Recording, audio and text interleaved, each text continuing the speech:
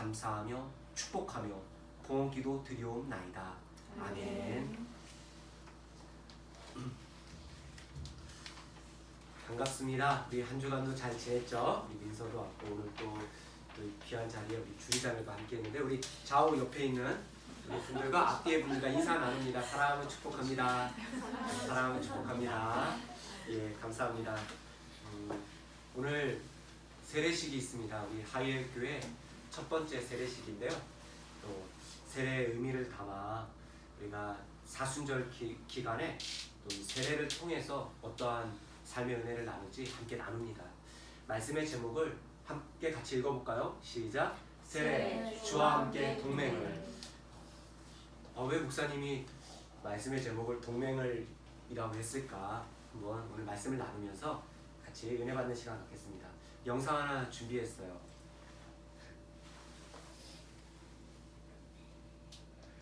자, 영상 한번 봅니다. 현재 에티오피아죠? 현재 진행형의 KBS에서 나온 에티오피아 수도인 아디스아바바로 가본다. 신학자인 랄프리가 성경에서 끊어진 언약궤의 이야기를 이어줄 책을 찾고 있다. 영국의 신학 박사입니다. 에티오피아라는 나라에 현재 그 사라진 법궤가 있다라고 이야기들을 해요. 에티오피아에서. 그래서 그걸 추적하는 그 다큐멘터리예요.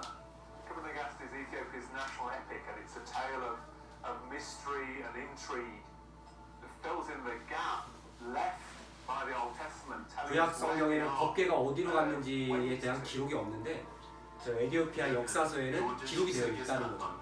오늘날 에티오피아의 시바이 여왕으로부터 시작된다. 성경의 스바 여왕이죠. 스바 여왕. 솔로몬. 예루살렘으로 그를 찾아갔다. 그래서 솔로몬과 스바 여왕이 결혼을 해서 낳은 자식이 에티오피아의 초대 왕이라는 거예요. 이 에티오피아의 주장이죠. 에티오피아 나라의. 에티오피아로 돌아갈 때 솔로몬은 유대인 사제들을 함께 보냈고 그 사제들이 성전에서 그리고 그 아들이 그 솔로몬의 아들이 언약궤를 가지고 와서 이제 에티오피아에서 보관을 한다는 거예요. 지금. 근데 이 다큐멘터리 끝까지 보면 사실 보여주진 않아요. 얘네들이 거룩하다고 해서 안 보여주는데 알 수가 없는 거예요. 근데 이 교회에도 있다, 저 교회에도 있다라고 얘네들은 주장을 해서 신빙성이 많이 떨어집니다. 이 영상을 본 이유는 에티오피아의 복음이 어떻게 전해졌는가. 그러니까 유대교가 지금 전해진 거죠. 100% 정확하다라고 이야기할 수는 없습니다. 저 학자의 입장으로선. 뭐 지금 영국 박사도 에티오피아에 직접 가서 조사를 했지만 그들의 책과 주장에는 이렇게 복음이 전해졌다, 또 유대교가 전해졌다라는 건 있고요. 유대교 성지도 많이 있어요. 지금도. 그리고 또 이제 계속 복음의 제자들이 가서 복음을 전했고, 유대교가 먼저 가서 복음을 유대교를 전하게 됐고, 그리고 오늘 말씀 속에서 에티오피아의 내시가 오면서 무엇을 읽었냐면 구약의 말씀 이사야 말씀을 읽고 있었어요. 그는 유대교 내시라 그러니까 이방인이라 유대교인으로 들어오기가 쉽지는 않았을 거예요. 왜냐하면 유대교로 들어오려면 이 내시들, 고안이 상한 자는 이스라엘의 총회에 들어올 수가 없거든요. 근데 또 그것도 이렇다 저렇다라는 학설이 많아요. 내시가 아닐 것이다. 그냥 고위 관료일 뿐이다. 근데 여왕을 모시기 위해서는 거의 거세를 다 했어요. 그래서 여왕을 모시는 이 재무부 장관이기 때문에 아마 내시가 맞을 건데, 그래서 유대교는 아니지만 유대교를 사모하며 말씀을 읽는 열정이 있었던 사람이 오늘 말씀에 이 에티오피아 내시 간다게라는 호칭은 여러분 로마의 시저, 그리고 이집트의 파라오 이렇게 부르듯이 왕에 대한 호칭이에요. 간다게라는 여왕의 이름이 간다게가 아니라 그 왕을 호칭하는 그 명칭이 간다게예요. 그 간다게의 내시가 오늘 빌립 집사를 만납니다. 그리고 빌립 집사를 만나고 세례를 받아요. 이스라엘의 지도를 준비했는데요. 보이는 이 표시 예루살렘입니다. 성령께서 빌립 집사님에게 너 지금 가서 어디로 가냐면 가사라는 지역으로 가랍니다. 가사. 그곳은 광야라고 했어요. 사실 광야는 아니에요. 바닷가 해안가에 좋은 도시였어요. 근데 왜 광야라고 불렀을까요? 누굴 것 같으십니까? 알자로 시작하는 왕인데. 알렉산더 대왕. 예. 알렉산더 대왕이 정복하는 과정에서 이 가사를 황폐화시킵니다. 그래서 성경에서는 광야라고 이야기하는 게 황폐한 도시가 되었기 때문에 광야라고 부르게 된 거예요. 그래서 이곳으로 갑자기 가라고 합니다. 가는 과정 가운데 그러면은 누구를 만나죠? 이 내시를 만나요. 내시가 에티오피아 나라가 저 아래쪽이거든요. 예루살렘에서 참배를 하고 하나님께 예배를 드리고 돌아가는 길이었던 거죠. 이 광야길에서 하나님이 내시를 만나게 하고 또 세례를 주고 성령께서 어떻게 하냐면 성령께서 이 빌립 집사를 이끌어서 확 날아가요. 성령의 인도하심으로 세 번째 보이는 별표죠. 구약에서는 아스돗이라고 해요. 우리 신약 성경에선 아소도라고 기록되어 있습니다. 이 아스돗 블레셋 지역의 도시, 핵심 도시인데 이곳에 가서 복음을 전하게 합니다. 그리고 또 빌립 집사는 어디로 나타나냐면 가이사랴라는 지역이에요. 아주 위죠. 저기서 누구를 만나냐 하면 나중에 이제 사도행전에서 누구를 만나냐면 베드로 사도를 만나요. 또 그래서 많은 이제 바울도 만나고 여기서 많이 사도들을 만나게 됩니다. 어떠한 일들이 일어났습니까? 별표가 뜨문뜨문 있었는데 예루살렘에서 가사로 가게 했고 가사에서 또 성령께서 확 이끌어가지고 빌립 집사님을 이 아소도로 가게 했습니다. 성령의 인도하심 속에 이끌어짐이 됐고 이 과정에서 곳곳을 다니면서 이 아소도서부터 가이사랴까지 곳곳을 다니면서 빌립 집사님이 전도 여행을 떠납니다. 전도하고 온통 주위를 돌고 다시 성령의 인도하심으로 가이사랴에 갑니다. 사도행전을 연구하는 많은 신약 박사들은 사도행전을 이렇게 이야기합니다. 성령 행전이라고. 박사들이 아니더라 우리 신자들도 우리 성도들도 그렇게 많이 들어왔죠. 성령 행전. 그래서 성령의 인도하심이 가득한 말씀이 사도행전이에요. 내 힘과 내 뜻대로 살아가려고 말씀을 읽으려면 사도행전을 읽으면 안 됩니다. 왜냐하면 사도행전은 내 힘과 내 뜻대로 되는 게 아무것도 없어요. 베드로 사도도 그렇고 바울 사도도 그렇고 빌립 집사님도 그렇고 온통 성령께서 인도하시는 대로 일을 했었던 그게 바로 성령 행전이라는 사도행전의 별명입니다. 그래서 성령께서 인도하시고 성령께서 이끌었던 삶. 빌립 집사님은 그러한 삶을 살아갔고 여기서 바로 이 내시를 만나고 내시가 예수님을 맞이하고 말씀을 깨닫고 세례를 받게 돼요. 영상을 하나 더 준비했는데 제가 참 좋아했던 드라마 중에 하나였어요. 여러분 혹시 보셨습니까? 현빈 잘생겼죠. 예. 근데 저는 한번 예. 자. 이 영상은 게임 회사 대표가 현빈 배우예요. 그런데 이 게임 회사를 가상의 게임들을 만드는 그런 드라마였는데 이 드라마에서 이제 동맹하는 게 나와요. 가상의 캐릭터들과 싸우는데 이 현빈은 고레벨입니다. 아주 레벨이 높은 사람이에요. 그런데 현빈의 이 비서가 동맹을 신청했어요. 왜 신청했을까요? 선배님, 저 좀 키워주십시오. 키워달라고. 혼자서는 너무 오래 걸려요. 저 아직도 레벨이 너무 낮으니까 키워주십시오. 동맹을 맺어가지고 나를 이끌어달라고. 좀 키워주십시오. 나중에 제가 도움이 될지 어떻게 합니까? 그래서 내가 대표님을 도와줄지 어떻게 알겠습니까? 라고 이야기하죠. 그래서 동맹을 맺게 됩니다. 동맹을 맺고 둘은 한 공동체가 돼요. 동맹은 서로의 적에 대해서 싸울 수 있고 또 동맹이 함께 싸운 전투의 경험치는 공유합니다. 그리고 서로 간의 무기를 서로 간에 가지고 있는 것들을 교환할 수 있다는 거죠. 대표님 칼 많으시잖아요. 제 것도 좀 그래서 이제 현빈의 좋은 칼을 이제 선물을 받죠. 그래서 이 비서는 굉장히 강한 사람이 돼요. 점점. 그러나 아직 연약하죠. 이 비서가 연약하기 때문에 이 비서는 대표님을 따라하네요. 대표님만 따라다닌다라고 고백을 해요. 그래서 아주 강한 이 현빈 배우를 계속 뒤에서 따라가는, 동맹을 맺고 따라감을 볼 수가 있습니다. 자,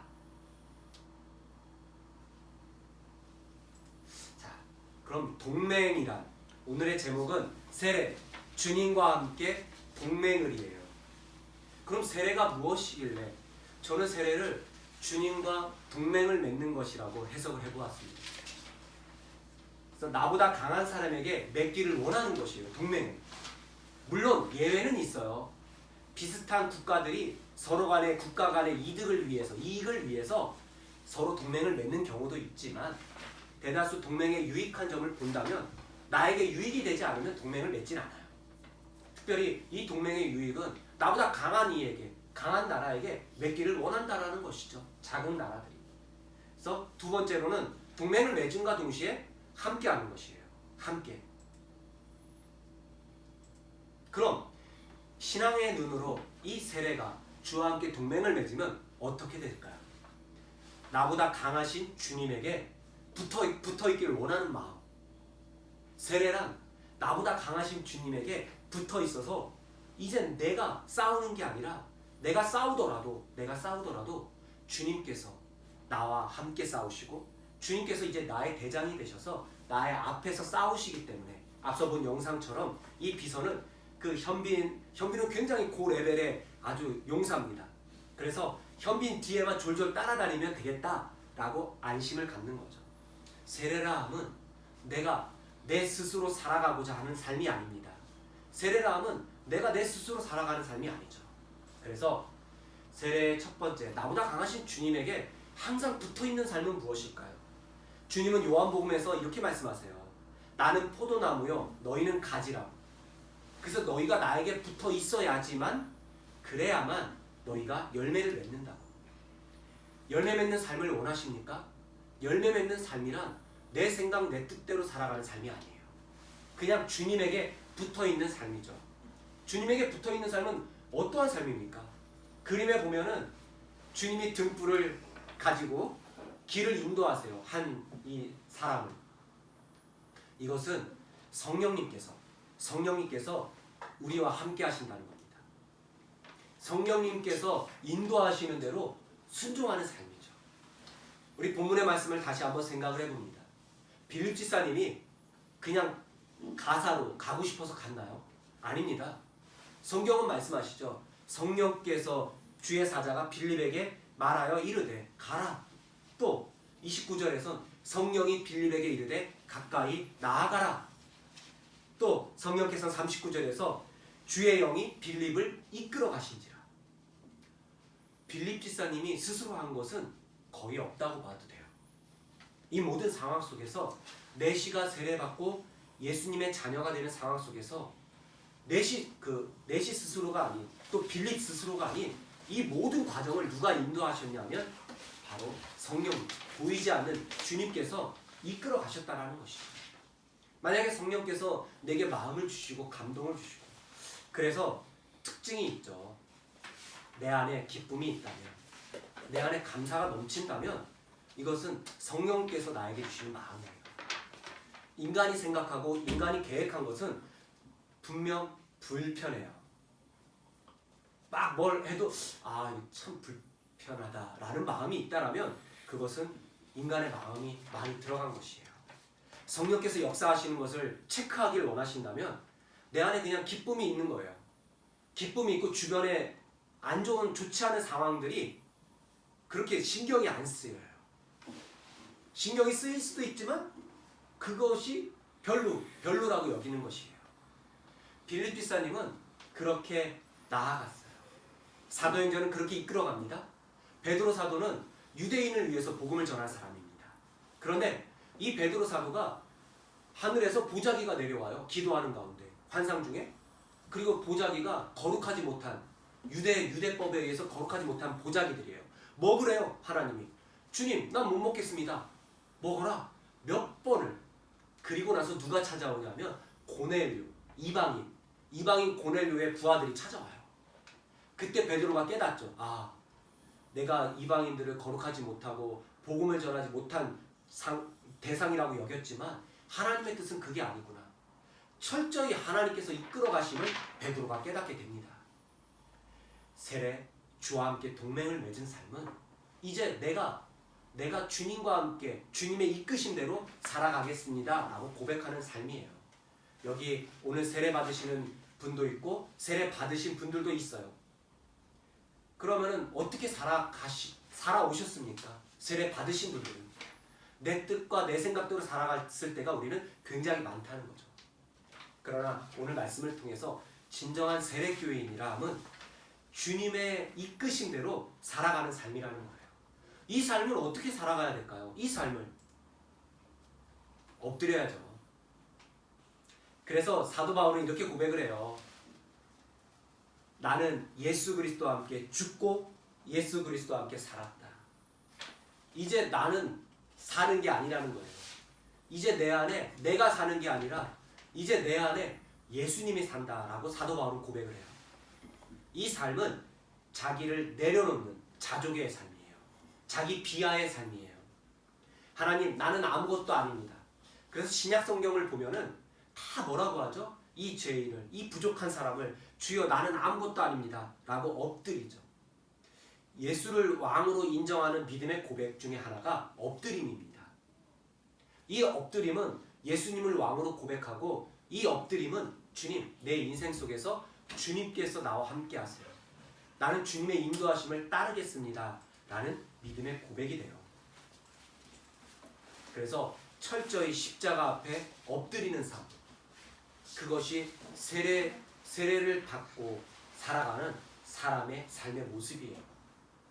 그럼 나 자신을 점검한다면 저와 여러분은 어떠합니까?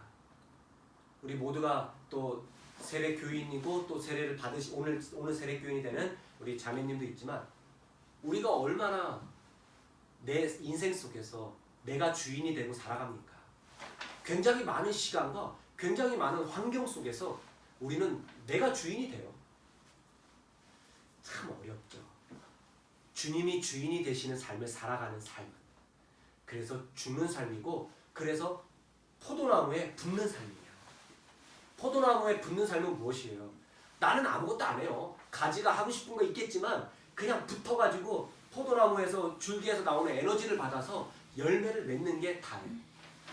포도나무를 길러보셨습니까? 저는 시골 저희 집에 포도나무를 길러봤어요. 그러면 보면 굉장히 초라해요. 포도나무는 가지는 쓸데가 없어요. 나무도 쓸데가 없어요. 어디 이 땔감으로 쓰기도 부족한 나무가 포도나무예요. 그런데 포도나무는 무엇을 보냐면 열매를 봅니다. 세례교인들은 바로 주인 되시는 예수님의 방향을 따라가는 거예요. 빌립지사가 가사로 가라 하는 성령의 음성을 듣고 가사로 갔어요. 아소도로 그냥 이끌어 가심을 봤어요. 앞서 영상에서도 봤죠?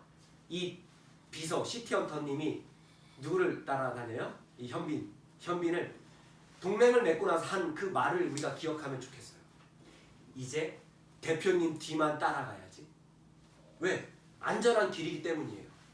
적들이 아무리 많이 와도 두렵지 않은 길이에요. 우리의 인생 속에서 두렵지 않은 것은 바로 적들이 많이 와도 대장 되시는 예수님과 내가 동맹을 맺었기 때문에 그 뒤를 따라가면 된다는 것이죠. 그리고 동맹의 두 번째가 아까 영원히 함께하는 것이에요. 영생. 계속 영생이라는 키워드를 매주마다 다루고 있는데 영원히 함께하는 것. 이 그림이 무엇인지 아십니까? 이 그림이 엘리야 선지자가 바람으로 하나님이 강한 바람으로 하늘로 승천하게 만드세요. 그리고 땅에 있는 엘리사, 그의 제자 선지자예요. 엘리사 선지자가 엘리야의 옷을 딱 잡고 이 광경을 목격하는 그림이에요. 의지하는 선지자가 사라졌어요. 구약 성경에서는 선지자들은 굉장한 파워였어요. 거의 여러분들 어떻게 이해하면 되면 어벤져스라고 생각하시면 돼요. 나라를 지키는 존재. 그래서 이스라엘의 왕들은 이 선지자들이 죽을 때에 이렇게 통곡을 했어요. 이스라엘의 전차요. 이스라엘 군대요. 왜요? 이스라엘에 수많은 군대가 있지만 이 선지자 한 명이 이스라엘을 지키기 때문이에요. 어떨 때에는 아람의 군대에 눈을 멀게 하고, 어떨 때에는 불이 내리게 하고. 그러니 이스라엘의 군대 용사죠. 굉장히 슬프죠. 굉장히 슬퍼요. 오늘 빌립 집사님은 이 내시에게 있어서는 굉장한 인물이죠.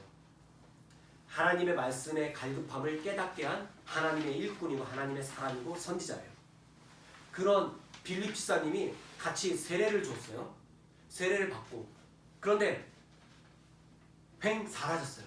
순간. 그냥 사라졌어요. 그럼 어떨까요, 여러분? 기분이 좋을까요? 인간적인 생각에 속상하고 슬플 거예요. 예전 다시 좀 해줘봐요. 네.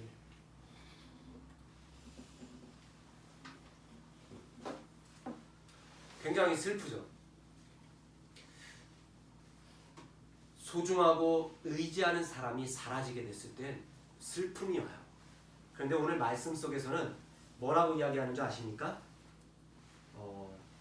39절에 내시는 기쁘게 길을 감으로 그를 다시 보지 못하니라. 번역이 조금 매끄럽지 못해요. 헬라어 번역을 번역해서 읽어드릴게요. 내시가 그를 더 이상 보지 못했다. 왜냐하면 그가 기쁘게 그의 길을 가고 있었기 때문이다. 이게 뭡니까? 길에 가고 있는데 빌립 집사가 사라졌어요. 어디 갔지? 빌립 집사? 뒤늦게 깨달은 거죠. 사라지는 순간에도 빌립 집사를 별로 의식을 하지 않았다는 거예요. 중요하지 않았다라는 거예요. 왜일까요? 성경은 말합니다. 왜냐하면 그가 기쁘게 그의 길을 가고 있었기 때문이래요.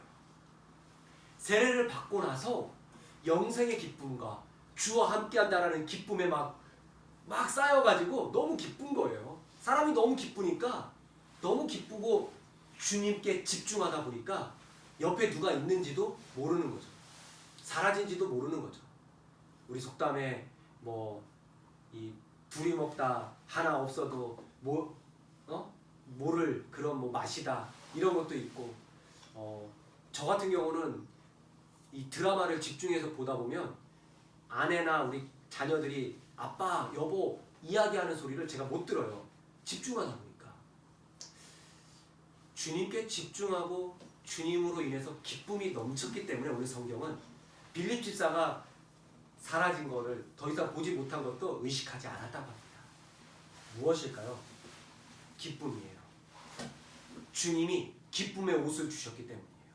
성령께서 그 세례받은 내시에게 기쁨의 옷을 주셨다는 거예요. 이사야서에서는 이렇게 말씀하세요. 슬픔 대신 기쁨의 화관을 준대요. 기쁨의 관을 준대요. 우리의 인생이 매일 슬프고 우리의 인생이 괴로운데 주님은 말씀하시는 거예요. 성경은 너가 슬프니 내가 너에게 기쁨이 될 것이다. 나로 인해서 기쁨을 얻는다는 것이다. 세례라는 것은 주와 함께 동맹하기 때문에, 주님과 함께 하나가 되는 것이기 때문에 기쁠 수밖에 없어요. 그래서 슬픔과 절망의 상황 속에서도 웃을 수 있는 거예요. 어떻게 가능할까요? 쉽진 않아요. 주와 함께 십자가 지고 나 자신을 엎드리고 주님 앞에 서는 삶이 가능한 삶이에요. 내시는 신앙의 열정이 탁월했습니다. 예루살렘의 성지 순례하러 예배하러 왔어요. 그 에디오피라는 먼 나라에서 말씀을 읽고 있었어요. 가는 길에도. 그의 삶은 이미 준비됐다는 거죠. 그래서 종교개혁자 이 깔뱅은 내시의 삶을 이렇게 표현을 해요. 내시의 삶을 어떻게 표현하냐 하면 내시가 짧은 시간에 자발적으로 자신을 그리스도에게 내맡기고 굴복할 정도로 큰 발전을 보았다는 점을 알 수 있다. 이는 원숙한 신앙의 상태였다. 라고 우리 장로교회 창시자 깔뱅은 이 내시의 신앙을 이렇게 표현을 해요. 원숙한 신앙의 상태였다는 거예요. 쉽게 되려고 하면 안 되죠. 오늘 세례식이 있지만 우리 세례 받는 우리 자매도 이 교육을 목사님과 함께 또 세례 교육도 철저히 받고 함께 기도하고 그랬어요. 또한 이미 기본적인 신앙의 자세가 돼 있다는 것이죠. 그런 것들. 그래서 세례를 받기 위해서 우리가 원숙한 신앙을 사모하는, 그리고 한 단계 한 단계 성장해가는, 우리 모두가, 제가 이렇게 보니까 다 또 세례를 거의 받으셨는데, 세례를 받은 우리들의 삶이 세례받았다, 나는 구원받았다에 만족하며 자족하며 신앙생활 게을리하는 게 아니라 내가 더 큰 은혜를, 그리스도의 장성한 분량에 이르도록 믿음 성장해야겠다. 주님 바라보며 나아가야겠다. 아까 영상처럼 레벨업을 해야겠다. 내가 한 단계 더 업그레이드 돼서 주님과 더 가까이, 주님과 더 다정하게 주님의 생각을 생각하며 함께 대화해야겠다라는 믿음으로 살아가시는 저와 여러분이 되기를 소망합니다. 그래서 나보다 강하신 주님께 항상 붙어 계시고 주님과 영원히 함께 한다는 것을 잊지 않는 그러한 멋진 신앙으로 살기 바랍니다. 우리 기도하겠습니다. 하나님 감사합니다. 오늘 하나님의 말씀을 통해서 빌립 집사님이 성령의 인도하심 속에 또 주님의 일을 감당했음을 봅니다. 또 내시가 성령의 인도하심으로 은혜 받고 세례 받음을 바라보았습니다. 우리가 영원한 기쁨, 주와 함께 영원히 하는 그 은혜 안에 서게 해주시고, 두려움 속에서도 이제 주님과 함께 강하신 주님을 항상 붙잡고 살아가는 복된 믿음의 사람이 되게 하여 주시옵소서. 예수님의 이름으로 감사하며 기도하옵나이다. 아멘. 이어서 세례식을 바로 하도록